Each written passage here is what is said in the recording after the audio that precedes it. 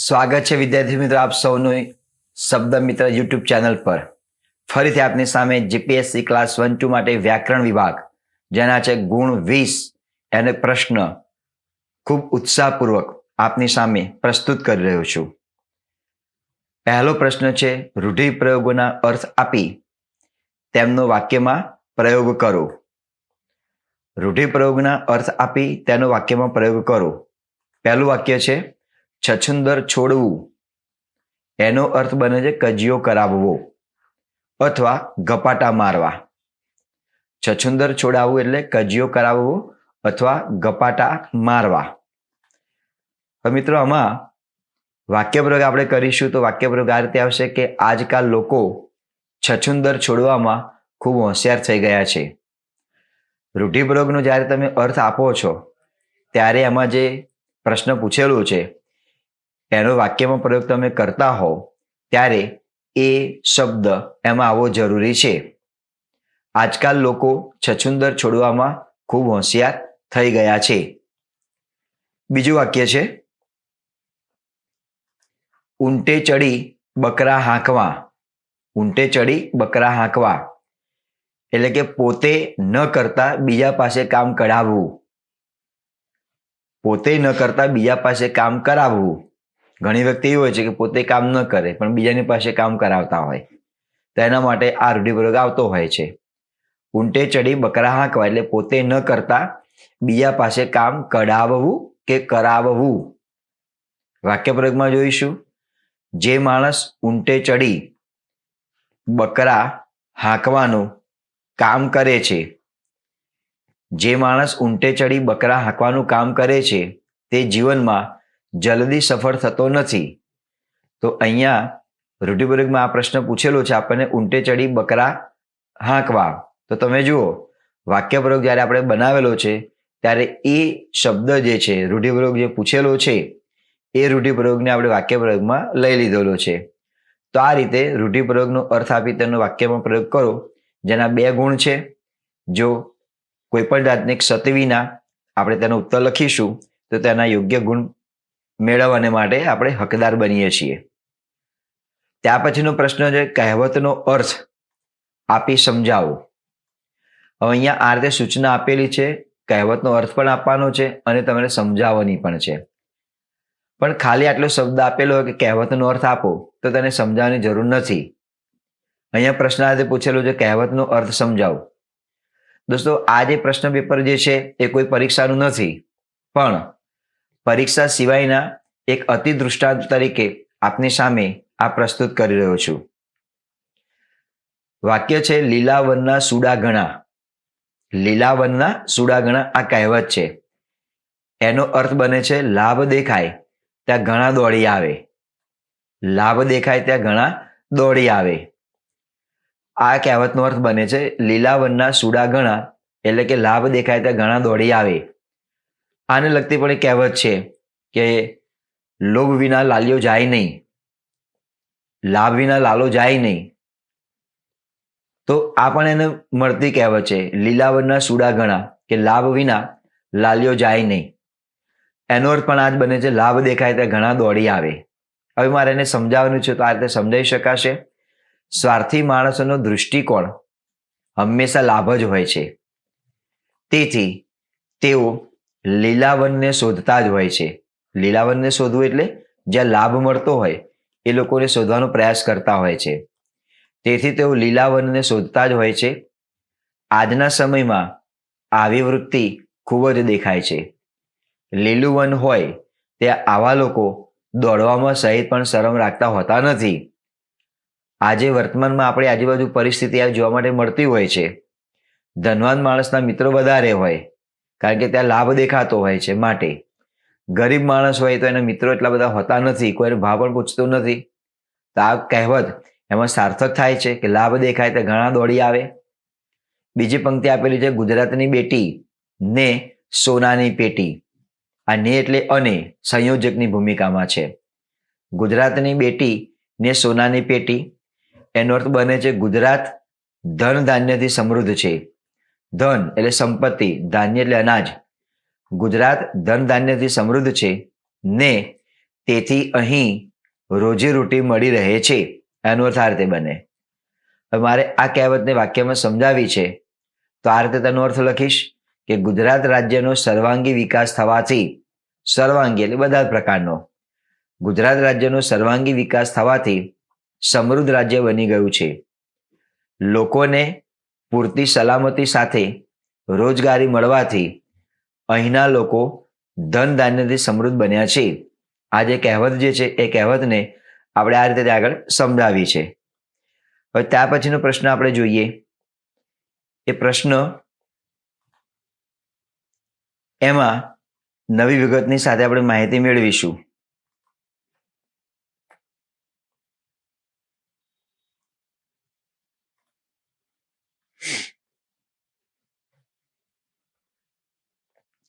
હવે આ પ્રશ્ન જે છે એમાં સમાસનો વિગ્રહ કરી તેની ઓળખ આપો.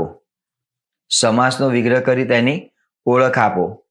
તો જોઈએ સમાસનો વિગ્રહ કેવી રીતે કરાય છે અને તેનો વિગ્રહ કઈ રીતે છે. પહેલો પ્રશ્ન આપેલો છે રેવાશંકર.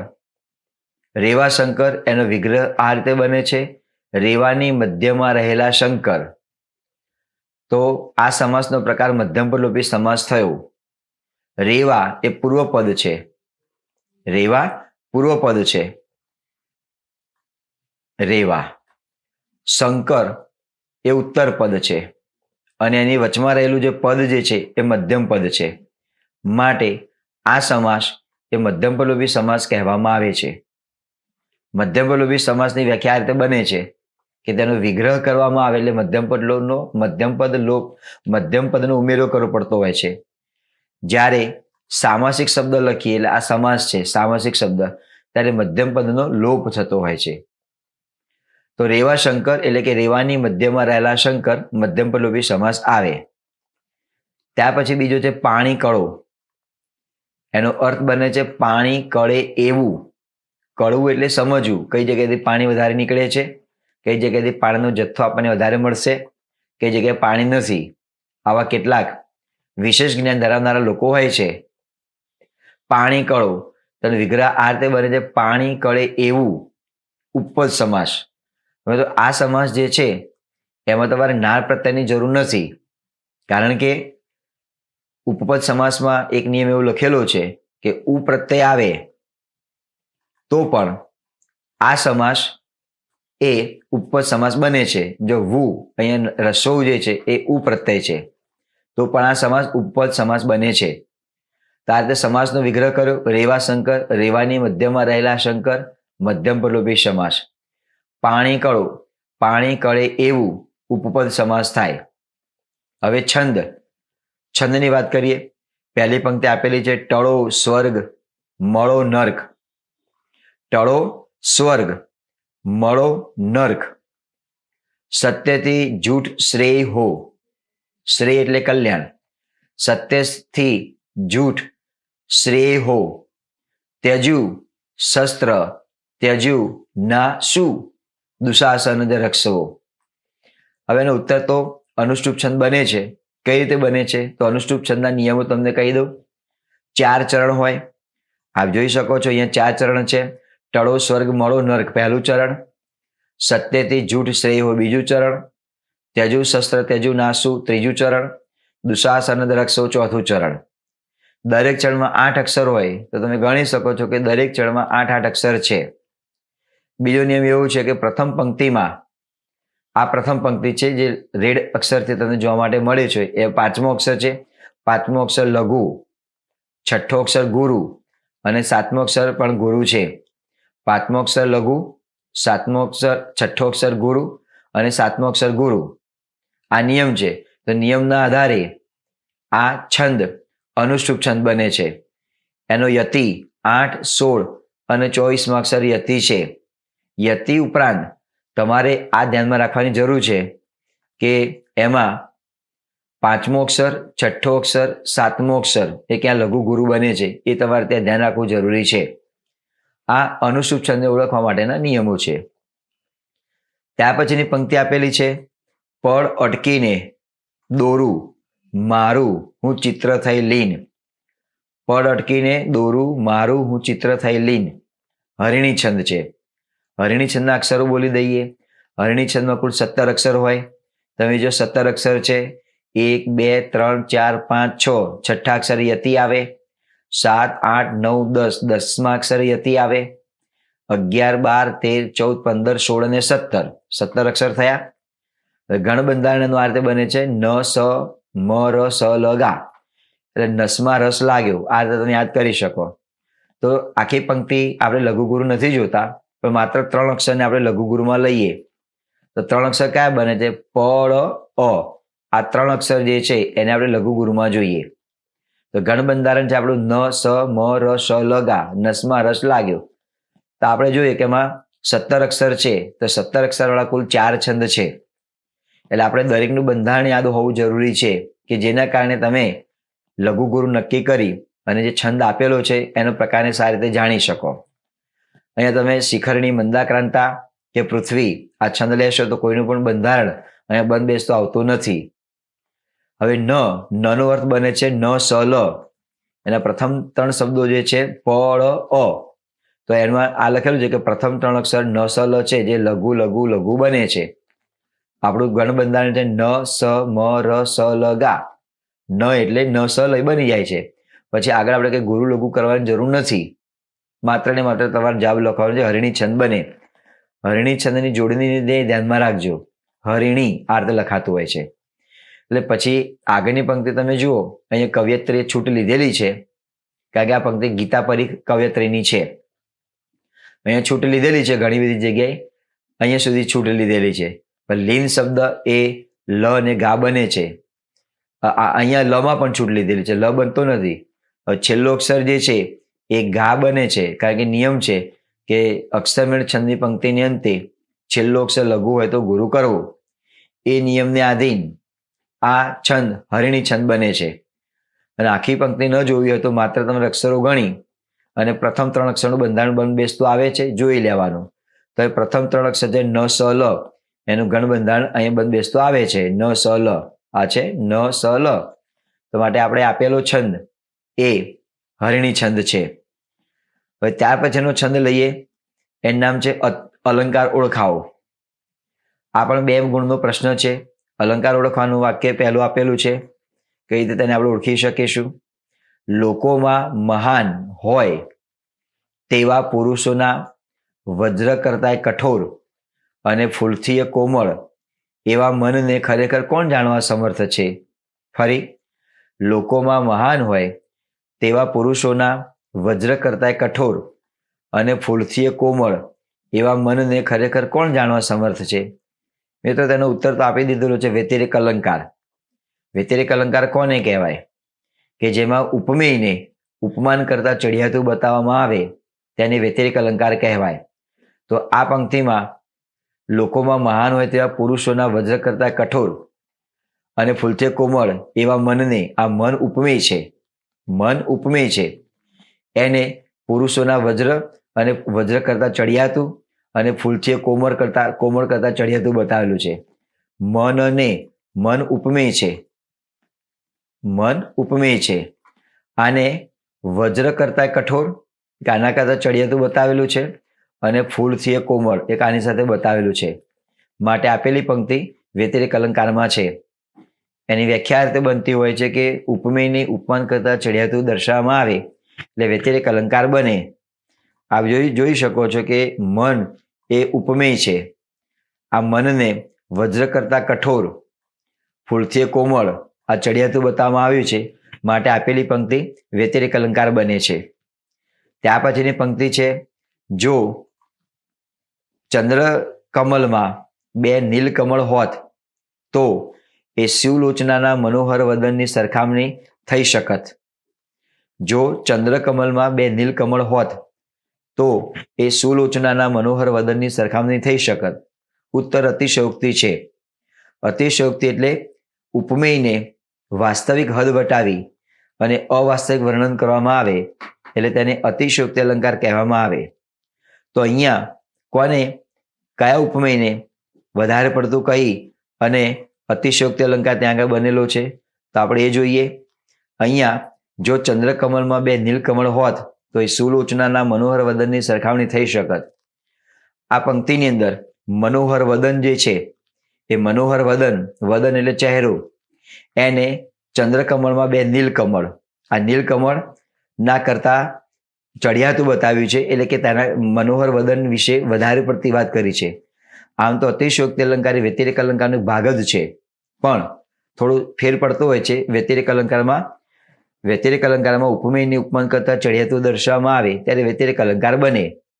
અતિશયોક્તિ અલંકાર વ્યતિરેક અલંકારનો ભાગ જ છે, પણ થોડો ફેર પડતો હોય છે કે વ્યતિરેક અલંકાર કરતા અતિશયોક્તિ માટે બનતું હોય છે કે જ્યારે ઉપમેયની વિષય વાસ્તવિકતાની હદ વટાવી અને અવાસ્તવિક વર્ણન કરવામાં આવે ત્યારે અતિશયોક્તિ અલંકાર બને. આ મનોહર વદન, સુંદર વદન એટલે ચહેરો જે છે એના વિશે વધારે પડતી વાત કરી છે કે જો ચંદ્રકમળમાં બે નીલકમળ હોત તો આ બે નીલકમળ કરતા મનોહર વદનની સરખામણી, અહીંયા તમને એવું લાગે કે આ ઉપમા અલંકાર છે, પણ મિત્રો ઉપમા અલંકાર નથી. સરખામણી શબ્દ જોઈને આપણે ઉપમા અલંકાર લખવાની કોઈ જરૂર નથી, કારણ કે ઉપમા અલંકાર થતો નથી. હવે ઉપમેયની સરખામણી કોઈની સાથે કરી નથી. બીજું કે એને ઓળખવું, અતિશયોક્તિને જુઓ ને તો આવે તો પણ અતિશયોક્તિ અલંકાર થાય, પણ અતિશયોક્તિ અલંકારને ઓળખવાને માટે જો અને તો આવે એવો કોઈ નિયમ નથી. આ માત્ર ને માત્ર ધારણા છે કે વદન એટલે ચહેરા વિશે વધારે પડતી વાત કરી છે, માટે આપેલી પંક્તિ એ અતિશયોક્તિ અલંકારમાં છે. હું એક અતિશયોક્તિ અલંકારની બીજી પંક્તિ કહું કે આ પંક્તિ છે કે સીમમાં આગ ઝરતી હતી. વૈશાખ મહિનો હતો, સીમમાં આગ ઝરતી હતી. વૈશાખ મહિનો એટલે ઉનાળાની ઋતુ હોય, એ વખતે પ્રચંડ ગરમી પડી રહી છે, એના વિશે અવાસ્તવિક વર્ણન કર્યું છે. કયું વર્ણન કર્યું છે કે સીમમાં આગ ઝરતી હતી, એટલે ગરમીને આગ એની અતિશયોક્તિ બતાવી અને અલંકારની ત્યાં આગળ સરખામણી કરી છે. તો આ રીતે અતિશયોક્તિ અલંકાર થાય. ત્યાર પછીની પંક્તિ આપેલી છે શબ્દ સમૂહ માટેનો એક શબ્દ. પહેલી પંક્તિ છે પૂર્વ તૈયારી વિના ગમે ત્યારે જોઈએ તેવી કવિતા રચનાર, એને કહેવામાં આવે છે શીઘ્ર કવિ. શીઘ્ર એટલે ઝડપથી, કોઈ પણ કવિ કે કોઈ પણ લેખક ત્યારે કોઈ પણ તૈયારી વિના જે રચના કરે એના માટે શીઘ્ર શબ્દ વાપરવામાં આવે છે. કવિ ઉભા હોય ને આપણે કહીએ ફલાણા વિશે પંક્તિ લખો, કાવ્ય લખો, તો તરત જ લખી નાખે, એ શીઘ્ર કવિ કહેવામાં આવે. જેમ કે શ્રીમદ રાજચંદ્રાચાર્ય શીઘ્ર કવિ હતા, ઉમાશંકરભાઈ જોશી શીઘ્ર કવિ હતા. આવા ઘણા બધા સાહિત્યકારો ગુજરાતી ભાષામાં થઈ ગયા કે જેમને કોઈ વસ્તુની જરૂર નહોતી પડતી, છતાંય એ તાત્કાલિક ધોરણે કાવ્ય કે નવલિકા કે લેખનું સર્જન કરતા. બીજી પંક્તિ આપેલી છે 60 વર્ષ પૂરા થવા તેને કહેવામાં આવે છે ષષ્ઠી પૂર્તિ. 60 એટલે 60, 60 વર્ષ, 60 વર્ષ પૂરા થવા તો ષષ્ઠી પૂર્તિ આ શબ્દ આવે. હવે 60 વર્ષે ઉજવવામાં આવતો મહોત્સવ તો ત્યાં હીરક મહોત્સવ આવે, હીરક પણ શબ્દ આવે, ષષ્ઠી પૂર્તિ અથવા હીરક. પછી શબ્દોની જોડણી સુધારો. મુકુલિત, તો અહીંયા મને દીર્ઘવ છે, મુકુલિત, તો આ જોડણી ખોટી છે. આ રીતે આવશે મુકુલિત, તો નાનો ઉ બને મુકુ લીત. લીત શબ્દ સાચો છે, મુકુ શબ્દ ખોટો છે. મુકુલિતની જોડણી આ રીતે આવશે. કુસુમિત એટલે ફૂલ, ખીલેલું ફૂલ, કુસુમિત નો અર્થ એવું બને કુસુમિત, તો આ રીતે બને છે કુસુ, એ શબ્દ ખોટો છે અને બંનેમાં રસ્વ આવે કુસુમિત. તો આ રીતે જોડણીને ધ્યાનમાં રાખ્યા પછી બહુ મહત્વનો પ્રશ્ન છે, આપેલા વાક્યમાં જોડણીની ભૂલો સુધારો. હવે આવું તમને પરીક્ષામાં વાક્ય આપેલું હોય તો ક્યારેક એવું પણ બનતું હોય છે કે વાક્ય રચનાની દ્રષ્ટિએ પણ ખોટું હોય તો તેને સુધારવું પડતું હોય છે. આની સાથે સાથે જોડણીમાં ક્યાં ક્યાં ભૂલો છે એને પણ તમારે ધ્યાનમાં રાખવું પડતું હોય છે. પહેલું વાક્ય આપેલું છે માણસની, એક તો અહીંયા ભૂલ છે. લાગણી શૂન્યતા, એક અહીંયા ભૂલ છે. પ્રગડ, ખરેખર શબ્દ આવે પ્રગટ, કરવા માટે, વિરોધી સ્થિતિઓ, એક અહીંયા ભૂલ છે. અસરકારક અને અર્થસભળ, એક અહીંયા ભૂલ છે. રીતે રજૂ થઈ શકે છે.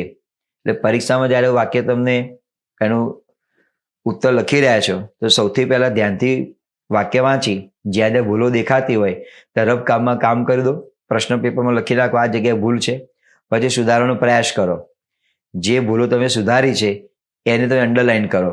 માનો કે આ ભૂલ સુધારી, માણસની, અહીંયા લાલ અક્ષરથી લખેલું છે પણ તમે અંડરલાઈન કરી શકો. માણસની લાગણી શૂન્યતા, આ શબ્દ ભેગો ના આવે, આ રીતે અલગ આવે, લાગણી શૂન્યતા. પ્રગટ, પ્રગટ શબ્દ ના આવે, પ્રગટ. કરવા માટે વિરોધી સ્થિતિઓ, સ્થિતિની જોડણી ખોટી છે, આ રીતે આવશે. અસરકારક અને અર્થસભર, તો સભર શબ્દ ના આવે, અર્થસભર શબ્દ આવે. રજૂમાં દીર્ઘ ઉ આવે, તો આ રીતે આપણું વાક્ય સાચું બન્યું છે. માણસની લાગણી શૂન્યતા પ્રગટ કરવા માટે વિરોધી સ્થિતિઓ અસરકારક અને અર્થસભર રીતે રજૂ થઈ શકે છે. બીજી પંક્તિ આપેલી છે કાવ્ય પદાવલીમાં, તો એક અહીંયા ભૂલ છે, કાવ્ય પદાવલીમાં. સૌંદર્યતા, અહીંયા પણ ભૂલ છે. અનુભવાય.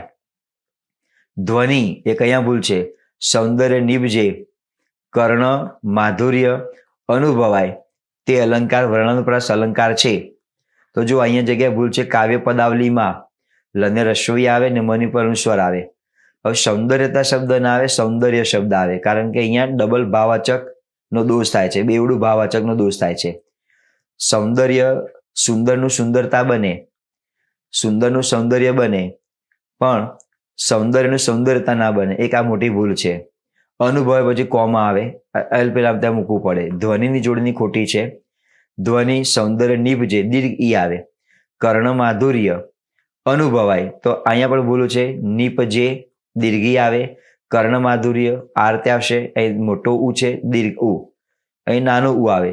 અનુભવાય, અહીં મોટો ઉ છે, નાનું આવે. અનુભવાય તે અલંકાર વર્ણનુપ્રાસ છે. એટલે આ રીતે જે વાક્ય આપેલું છે એની ભૂલને આપણે ત્યાં આગળ સુધાર્યું છે. ત્યાર પછીની બીજી પંક્તિ આપેલી છે સંધિ જોડો અને છોડો. તો વાક્ય આપેલું છે શબ્દની સંધિ જોડો.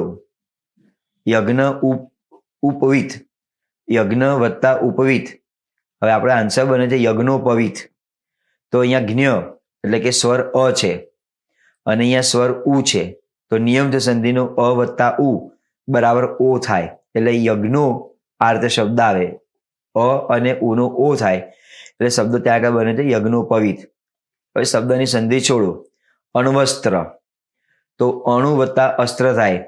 આ ઉ છે નાનું ઉ અને વત્તા અ, આ બંને જોડી એટલે ત્યાં આગળ વ થતું હોય છે, અણવસ્ત્ર. આ સંધિનો નિયમ છે. તો સંધિના નિયમના આધારે આ સંધિને જોડવાની અને આપણે છોડી શકતા હોઈએ છીએ. ત્યાર પછીનો પ્રશ્ન છે આપેલો કે સૂચના મુજબ ઉત્તર આપો. વાક્ય છે કે ભાવિ વાક્યમાં ફેરવો. તું ત્યાં ન જા, તું ત્યાં ન જા. આ વાક્યમાં કર્મ નથી, સૂચના આપેલી છે ભાવિ વાક્યમાં ફેરવવાનું છે. તો ભાવિ વાક્યમાં ફેરવવાનું હોય તો તેને કર્મણી વાક્યમાં ફેરવવાના જે નિયમો છે એ નિયમ લાગુ પડે.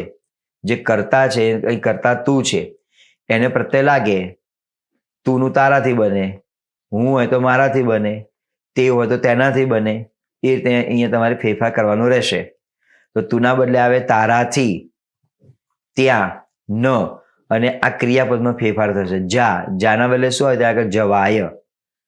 તારાથી ત્યાં ન જવાય. આ રીતે ભાવિ વાક્યમાં ફેરવી શકાશે. તું કરતા છે, તુના બદલે આવે તારાથી, ત્યાં એમને એમ રહેશે, નમાં કોઈ ફેરફાર નહીં. જા ક્રિયાપદ છે એના બદલે ત્યાં આગળ આવે જવાય. આ થયું ભાવિ વાક્ય થયું. તારાથી ત્યાં ન જવાય. પ્રેરક વાક્યમાં ફેરવો. વિદ્યાર્થીઓએ યુક્રેન છોડ્યું. અહીંયા આ વાક્ય કર્તરી છે. વિદ્યાર્થીઓ યુક્રેન છોડ્યું. મારે એને ફેરવવું છે પ્રેરક વાક્યમાં. બે રીતે લખી શકાય, એટલે બંનેના ઉત્તર લખેલા છે. તો આ રીતે બની શકશે. યુદ્ધે વિદ્યાર્થીઓને યુક્રેન છોડાવ્યું. પ્રેરક એટલે શું? એક વ્યક્તિ બીજી વ્યક્તિને ક્રિયા કરવાની જે પ્રેરણા આપે એને પ્રેરક કહેવામાં આવે. અહીંયા વિદ્યાર્થીઓ યુક્રેન છોડ્યું છે એનું મૂળ કારણ શું? યુદ્ધ. યુદ્ધના કારણે આ વિદ્યાર્થીઓએ યુક્રેન છોડ્યું. તો આ યુદ્ધ એ પ્રેરક કરતા છે અને એના કારણે વિદ્યાર્થીઓ યુક્રેન છોડ્યું છે. તો આ રીતે પણ લખી શકાય.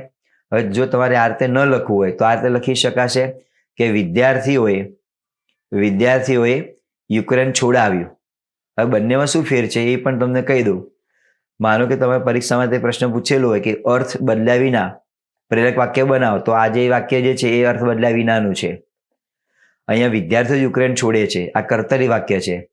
બીજા વાક્યમાં વિદ્યાર્થીઓ યુક્રેન છોડે છે પણ કોની પ્રેરણાથી? યુદ્ધની પ્રેરણાથી.